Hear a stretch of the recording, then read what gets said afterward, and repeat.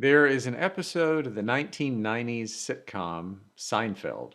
A soup stand opens in New York City where the soup is amazingly delicious and there is a constant long line of patrons. The owner, however, is an absolute tyrant. Now, if you don't order your soup in just the right way, or if, for instance, you commit the cardinal sin of asking for bread with your soup, the owner, otherwise known by his customers as the Soup Nazi, shouts, "No soup for you!" No soup for you. And you must leave in shame and go away hungry. Now, if you were a fan of Seinfeld, you certainly know about that episode. But even if you never watched Seinfeld, it's still likely you might have heard something about the Soup Nazi or heard the phrase, "No soup for you," because it became such a big thing in pop culture. And even then, if you never heard of it, you could still say you've known someone like that, a super rule follower, rigid in their way of being or their beliefs, demanding strict regimentation. Maybe not in all things, but at least when it comes to one thing, like soup. We've all encountered people like that. We usually don't like them much, or we're fearful of them, or both. But to be fair, if we're honest, in one way or another, we've all had our moments when we have told someone, "No soup for you," in one way or another. I don't think that makes us soup Nazis. It just means we all have rules that we live by, and when those rules are broken, it can really upset our apple cart. We have to have rules, after all. We have to have standards of behavior, and it causes us indignation when someone disregards our standards, our rules. It's like a personal affront. Now, I personally have a hard and fast rule about honking when you're driving. When I'm behind the wheel, I never honk the horn, unless, of course, the knucklehead driving in front of me really deserves it.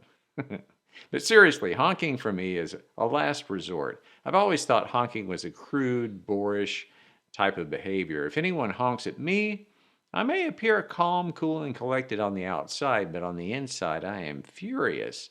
If you honk at me, it had better be because my car is belching fire and the wheels have just flown off and you're trying to warn me that the bridge up ahead has been washed out. But if you just honk because I haven't moved fast enough for you after the light turns green, that is not cool. Settle down, Buster. This is not a Formula One race. That's my rule. We have a complicated relationship with rules because although we need rules to keep our world from spinning completely out of control, rules can also serve as fences. They can be barriers that keep us from being fully engaged in the world and following a path in life that's liberating and full and useful, a life of hope and meaning. Now, I use the word useful because although Jesus never said anything like, "Blessed are the useful," the more I study his life, I cannot escape the sense that over and over again, he is concerned with demonstrating the difference between living our life according to a strict set of rules, on the one hand, and on the other hand, living an engaged, liberated, hope filled, meaningful, and useful life. A life where the quality of our life, our own sense of meaning, purpose, hope, and joy, is awakened to the extent that we are of help or of use to others. That our understanding of ourself as a good, moral, happy, and whole person, or to attain that sense of self, is not bound up in a set of regulations. Instead, it is discovered in how much we're willing and we're able to go beyond those limits in the pursuit of helping, serving, and being useful for the sake of others. A perfect example is the story of Jesus attending a worship service one day. It's a great story because we can look at it from a variety of perspectives. There's the point of view of the woman who's suffering from a debility, an affliction that caused her body to be bent over, unable to stand upright. So let's put ourselves for a moment in her heart and her mind. She had gotten used to looking at people out of the corner of her eye by looking up and sideways. After 18 years, she could barely remember any other way of seeing the world. On this particular Sabbath day, there was a special excitement at the synagogue, a place where she regularly went to worship. A preacher and prophet, Jesus of Nazareth, had arrived in town and he would be teaching there. She and the others in town, they'd heard reports about Jesus, about how he talked about God's reign, God's vision for the world and human life, about how that would be arriving soon and was even a reality in the present moment, and how, to demonstrate that, Jesus had healed sick people. Now, she wasn't sure how much of all of that to believe, so maybe she was trying not to get her hopes up too high. Her life already had too many disappointments. So when she entered the synagogue, as Jesus began to teach, the room was hushed. In a moment, though, his words turned from teaching to invitation. He caught her eye. "Come here," he said to her. So she slowly made her way forward, and what happened next amazed everyone. He told her, "You are set free from your ailment." When he spoke those words and placed his hand on her broken, bent body, she straightened her once crooked back. She stood tall and began praising God. Or we could put ourselves in the sandals of the leader of the synagogue. He had also heard of Jesus and had extended an invitation for him to speak that day, which in itself was a very gracious thing to do because Jesus' reputation among religious leaders, well, it was, let's say, a little less than stellar. Jesus was an unorthodox rule breaker, saying and doing things that went far beyond the doctrines and social customs they all needed to rely on for their very identity and cohesiveness. Their world was already topsy-turvy enough without Jesus coming along and stirring the pot. Their nation was occupied by a foreign power with cultural and moral standards they could not stomach. Their only hope, everyone agreed, was maintaining some semblance of stability by sticking to the beloved traditions that had been handed down from generation to generation, by staying true to the customs and rules that made them who they were and gave their lives meaning. Remember Fiddler on the Roof and that song, Tradition, Tradition? That would have been the synagogue leader's favorite show tune. But here was this Jesus constantly calling into question their most sacred truths and traditions. So the leader of the synagogue, who was a local keeper of the sacred truths, maybe he wanted to show that he was an open-minded kind of guy by allowing Jesus to speak that day. But to be on the safe side, just in case Jesus went off and said something outrageous, the leader of the synagogue had allies there too, friends who could back him up to honk the horn, so to speak, in case Jesus needed a reminder to stay in his lane.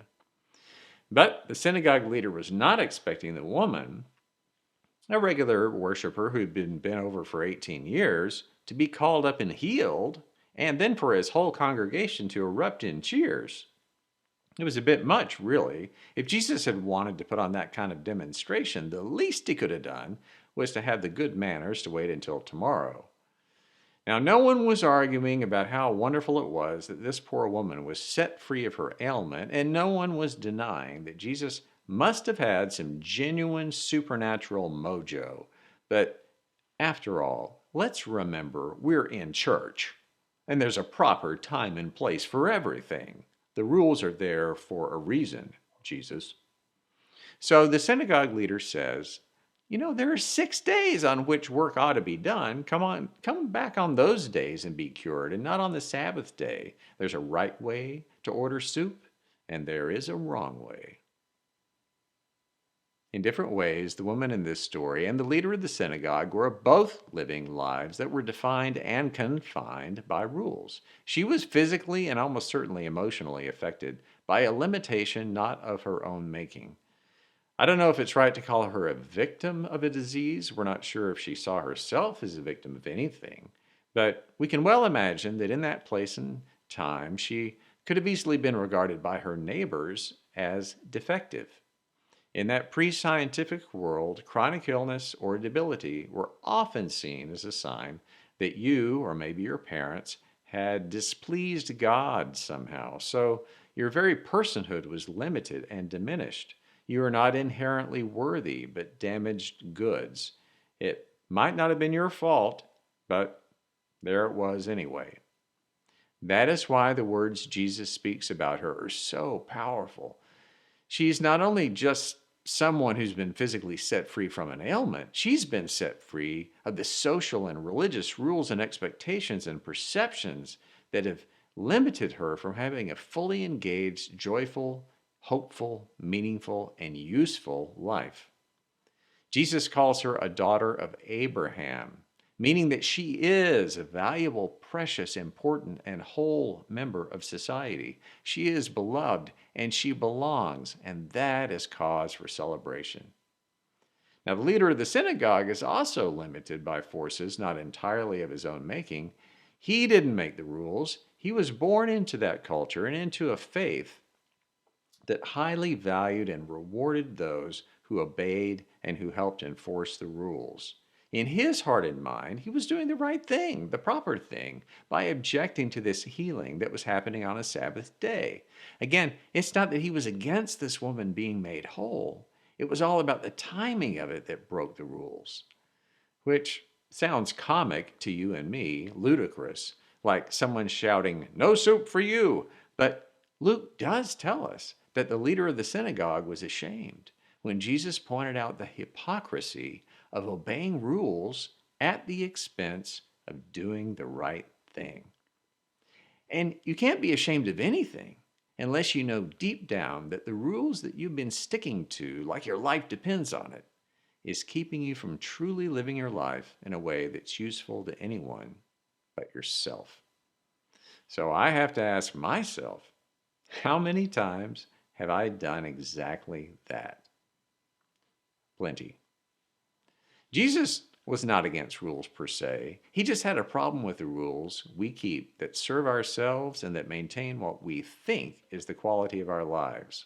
Our true healing and wholeness arrives, he knew, when we understand how valuable and beloved we already are.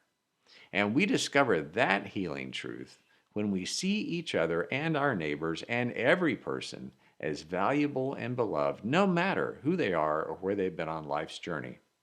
And we actually do something about that. It's when we go above and beyond and around the rules and regulations and expectations that we've inherited or that we've built up. That's when our own meaning, purpose, hope, and joy is awakened. That's when we can be the most useful in living into and making real the kingdom of God that Jesus came to proclaim. Now, it's a daily task. It's the journey and the process and the pursuit of a lifetime to engage with the world in a way that is useful and healing for the sake of others.